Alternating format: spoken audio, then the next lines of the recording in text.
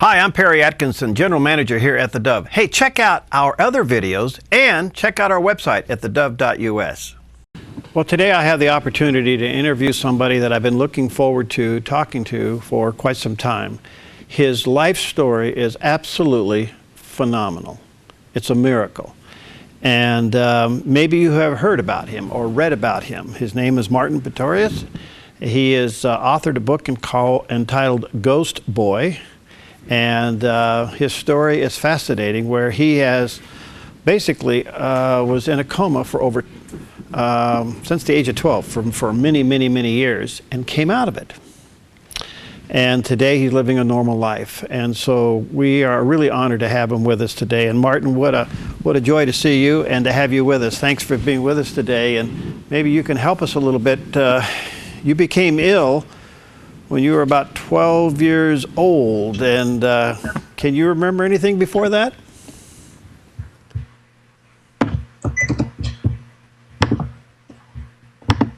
Thank you. It's a wonderful privilege to be here. No, unfortunately I can't. However, listening to stories from family and friends, as well as looking at old photographs, I was able to build up a picture of what I was like as a child. While writing my book, Ghost Boy, I spent a lot of time specifically trying to discover what I was like as a child. Wow. So what initially happened when you became sick? What took place?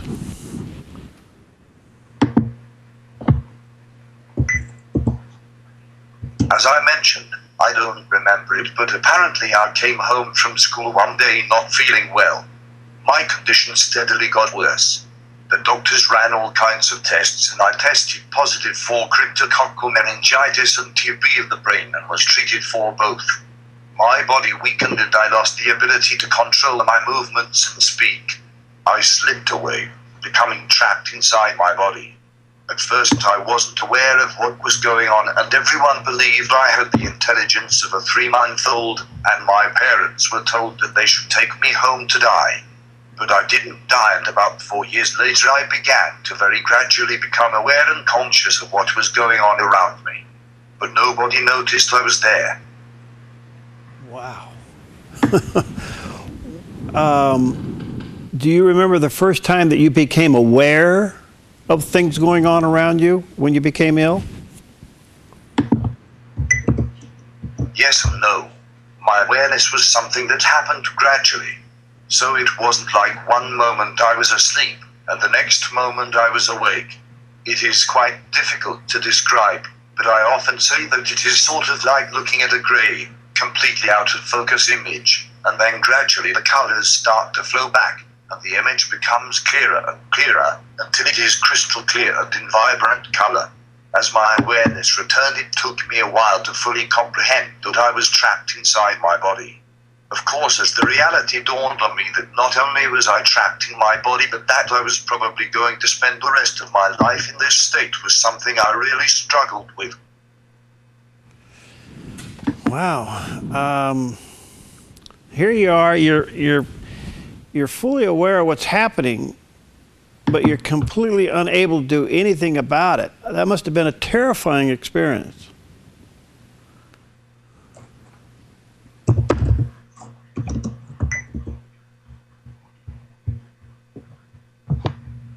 Yes, I don't know if it is possible to truly describe what it was like, but I often say it was like being a ghost, which is why the title of the book is Ghost Boy. You can hear, see, and understand everything around you, but you have absolutely no power over anything. For me, the feeling of complete and utter powerlessness is probably the worst feeling I have ever experienced. It is like you don't exist and every single thing in your life is decided by someone else. Everything, from what you wear to what you eat and drink, even if you eat or drink, to where you will be tomorrow or next week, and there is nothing you can do about it. For me, that was the worst. I can't fathom that. I'm processing that in my own mind. In the meantime, you dealt with boredom. You talk about you dealt with boredom. You dealt with pain. You even dealt with abuse, sexual abuse at the hands of your caregivers, and yet you trained your mind to cope and to escape. How did you do that?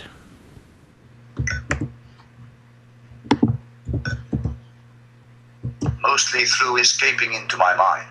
I would literally lose myself in my imagination.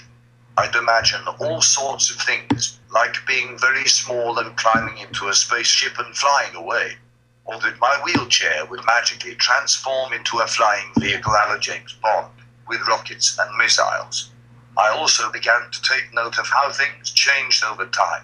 Everything from how the seasons changed to things as simple as watching a wet floor dry, watching how the sun moved across the room and how the light changed.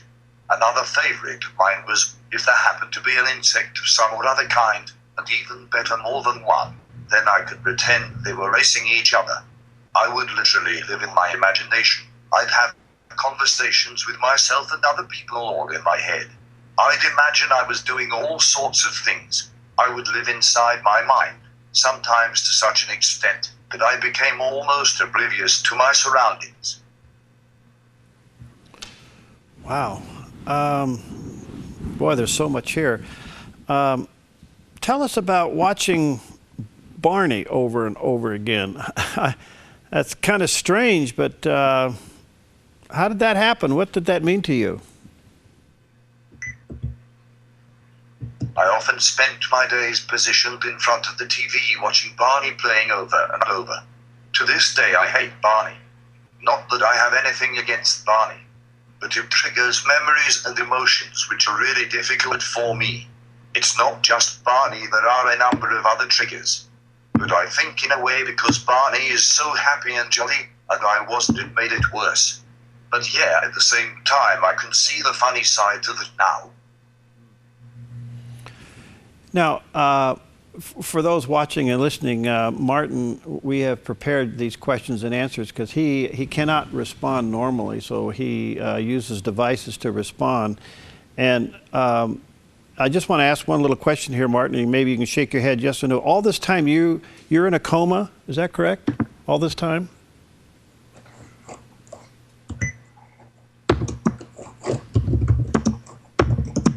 Okay, he's got a computer that he's typing his response and it gives it to us. Thank you.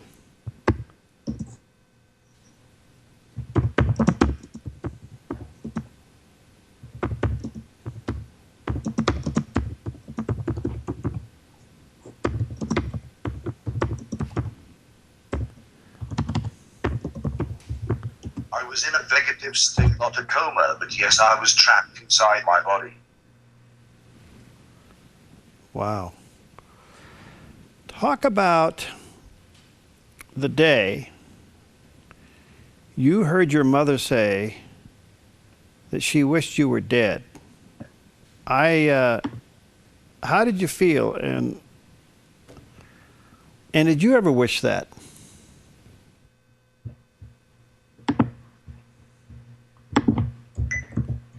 Yes, my mother. I think my entire family was deeply affected by what happened to me. But my mother in particular really struggled to come to terms with it. For her, it was like her son died when he was 12. So while I was very sad and upset by what she said, I understood where that was coming from. It broke my heart in a way, but not so much because of what she had said, but because we were in a situation where she felt that everyone would be better off if I wasn't alive. And yes, at the time, I also often felt everyone would be better off if I were dead. In my book, I talk about the night I even tried to end my own life. Obviously, it didn't work, and for that I am thankful. Well, we thank God for that. Thank you. Let me ask you one other question before I take a break here, Martin. When you were trapped in your own body, and just before you woke up, what emotions were the most familiar to you? Were it fear, anger, optimism, determination? What were the emotions of your life? Fear, yes. Fear of what the foreseeable future lay in store for me. The thought of spending the remainder of my life locked inside my body waiting to die Probably all alone in some care home was often too much for me to bear, and it terrified me, so I tried to avoid thinking about it. No, I didn't really feel anger or resentment, or for that matter determined or optimistic. At that point I had nothing to look forward to, nothing pleasant at least. One of the worst feelings about it was the utter powerlessness. There was absolutely nothing I could do or control, nothing. It's a feeling I don't really think there are words to describe. I often also felt deep despair, frustration and loneliness. I was surrounded by people, but so alone. Later on, of course, when I started to learn to communicate, I felt optimistic and became extremely determined. This was my one opportunity to escape, and I was going to do everything I could to make it work. Fascinating. All right, let me take a quick break here, Martin, and when we come back, we got some more questions. We're talking to Martin Pistorius, and he's the author of this book, Ghost Boy, The Miraculous Escape of a Misdiagnosed Boy Trapped Inside His Own Body, literally for years. It's put out by Nelson Books. Let me encourage you to check it out at the bookstores, Amazon, Barnes & Noble. An incredible story. And as we talk to Martin, you'll see that he's unable to respond in his own language and speech, so he talks through a talking computer. And he's telling us his story. We'll take a quick break and we'll be right back.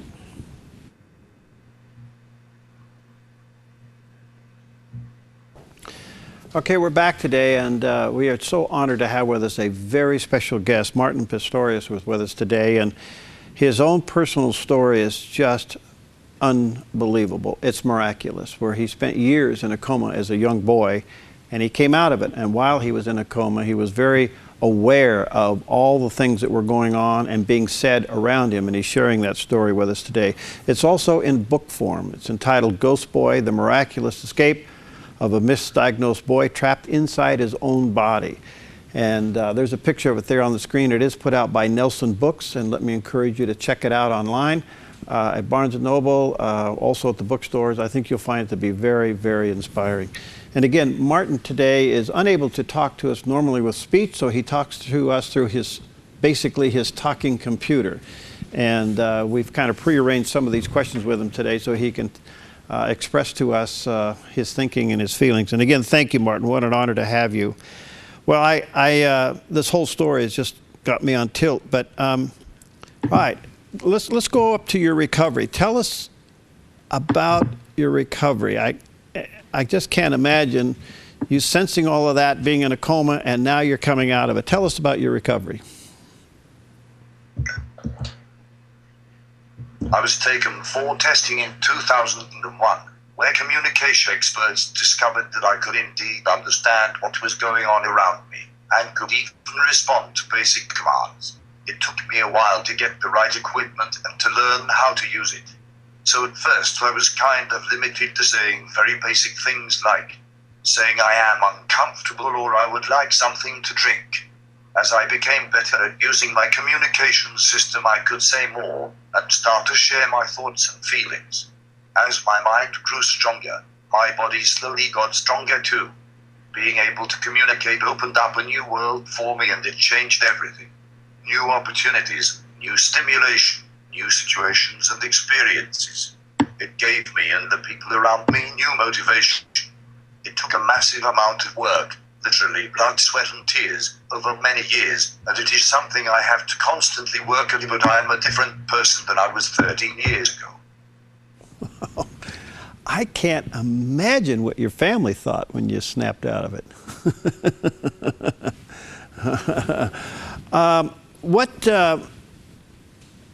How did you communicate and express some of your basic needs when that happened?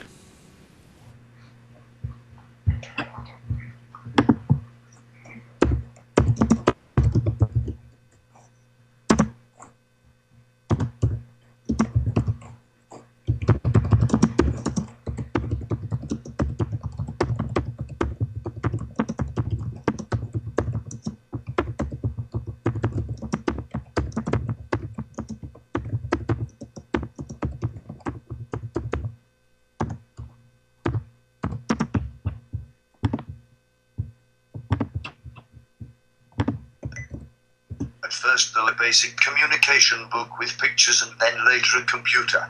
It was really exciting. As I mentioned, it took quite some time to learn how to express more than just my basic needs. But even the smallest things were big victories for me. I mention it in the book, but I don't think I will ever forget that feeling when my mom asked me what I'd like for supper, and I said spaghetti bolognese, and then she actually made that. I know that must seem insignificant, but for me that was amazing.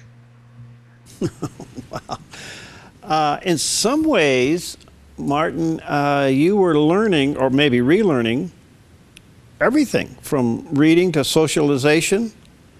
How did you find the strength to do that?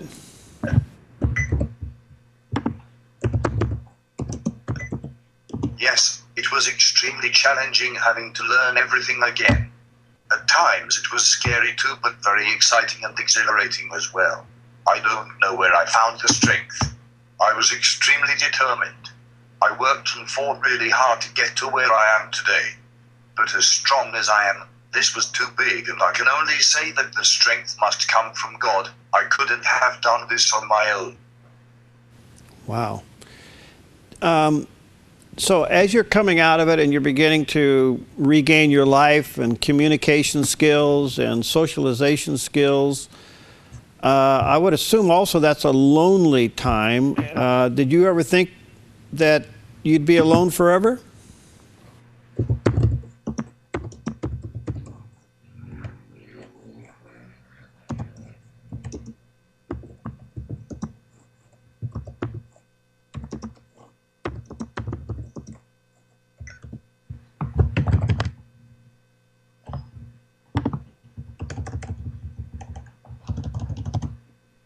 Yes, I did. And then I was very lucky and truly blessed. Joan and I met over Skype. On New Year's Day, my sister and her flatmate invited friends over. My mom and my sister were talking over Skype. My sister lived in England at the time. My sister thought it would be fun to introduce her family to everyone. I had my back to the computer at the time, and I remember turning around and there Joan was. We got chatting. Everyone else drifted away, and before we knew, hours had flown by. It is quite a long story which I describe in detail in my book. But we instantly had a connection and both knew there was something special between us. And then comes your wife, right? Congratulations. Oh, that's wonderful. How do you communicate with your wife now? You have a love affair through a computer? Excuse me for asking, but how do you do that?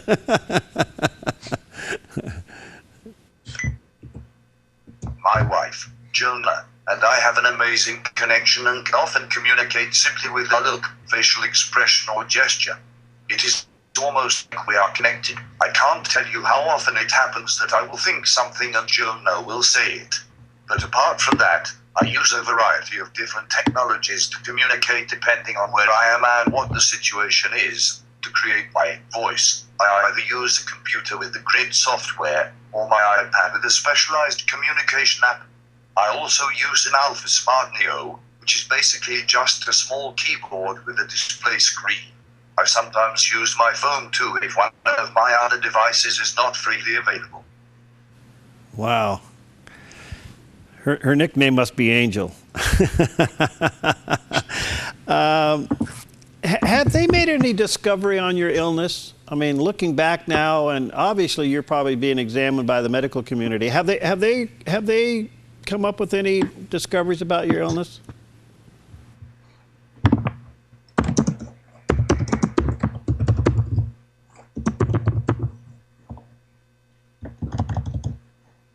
It is actually, apart from testing positive for tuberculosis of the brain and cryptococcal meningitis, there has been no conclusive diagnosis.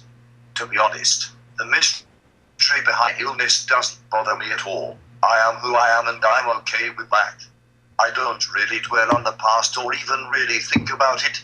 I live and enjoy life as much and as best I can. Fascinating. How would you describe your life now? I mean, all these years later, looking back, obviously God is using you, using your book, using your testimony, but how would you describe your life?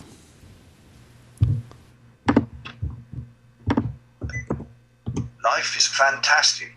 I became an author and my book Ghost Boy has, thankfully, been well received and is currently on the New York Times bestseller list. I was also fortunate enough to be able to study and graduate with a degree in computer science. My hand control and upper body strength has improved, and I recently got my driver's license. But really, Jonah and I live quite a simple life in the UK. We go to the movies as often as we can. We love taking long walks together and visiting interesting and historic places. And now we're talking about starting a family. That's something we're really excited about. Life really is wonderful. I am truly happy now. Life is worth living again. Wow, that's wonderful. You know, Martin, we live in Oregon. That's where we are here in Oregon. And we have a law. They call it the doctor-assisted suicide law. And in light of that and what's happened to you, how would you view that subject?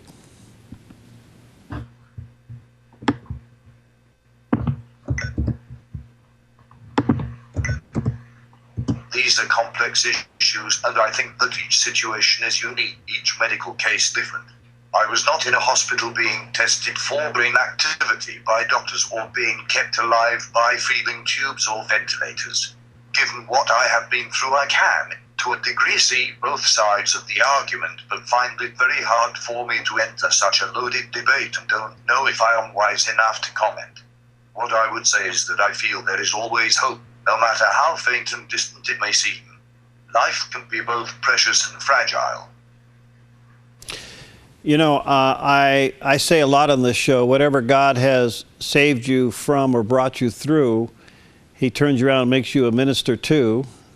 And you obviously are doing that.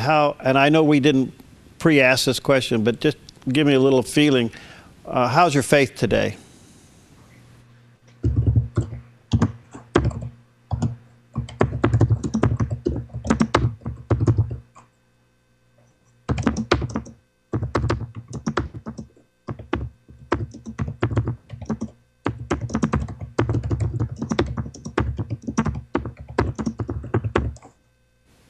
Stronger than ever. I feel I have been so blessed in so many ways.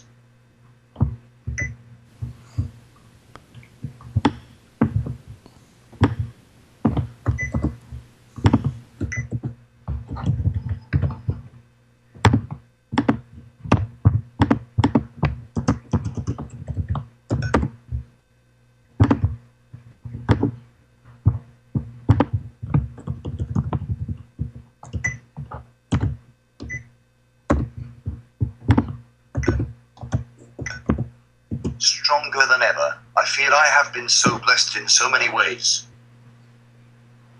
Well, you know, what's so fascinating is that not only your story, obviously, which is breathtaking, but you're able to use today's technology in such a remarkable way.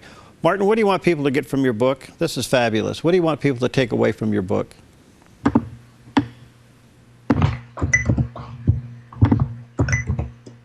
Treat everyone with kindness, dignity, compassion, and respect, whether you think they understand or not. Never underestimate the power of the mind or the importance of love and faith, and to never stop dreaming. You know, you're an inspiration. Thank you. And it's been an honor to have you, and I can't help but think you're being used mightily of the Lord. Thank you, Martin. Thank you for writing the book. Thank you for being courageous to talk so transparently about all of this. I think you give a lot of hope to a lot of people.